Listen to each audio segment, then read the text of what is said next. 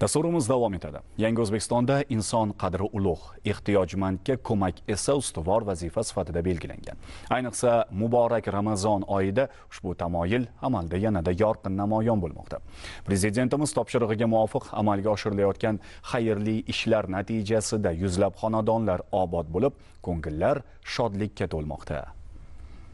Yurtimiz bo'ylab Ramazon shukuhi kezayotgan shu kunlarda Ijtimoiy himoya milliy agentligi va Vaqf xayriya jamoat fondi tomonidan Toshkent shahri va Toshkent viloyatida kam ta'minlangan oilalarning uy-joylari ta'mirlanib, obod va shinam maskanlarga aylantirilmoqda. 4-12 uyda yashovchi Zokira Nasiba yolg'iz ayol, qiz farzand bo'lgancha o'zi yolg'iz boqadi.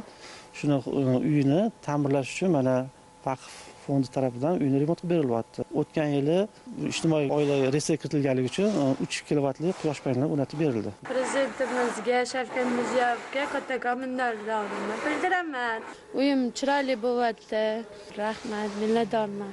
Mehr muruvvat, ahillik va shukronalik oyida beg'araz ko'makdan bahramand bo'lib, tilidan duo tushmayotgan yurtdoshlarimiz poytaxtimizning uchuvchilar mahallasida ham bor.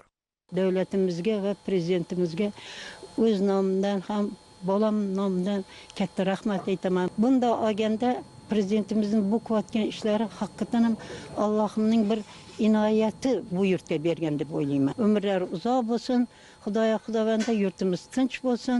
Davlatimiz rahbari tomonidan Ramazon oyida boshlab berilgan xayrli tashabbuslar nuroniy otaxonlar, munavvar chehrali onaxonlar, ko'makka muhtoj oilalar tomonidan ezgu duolar bilan kutib olinmoqda. Zero muborak Ramazon oyida aytilgan duolar albatta mustajob bo'lajak.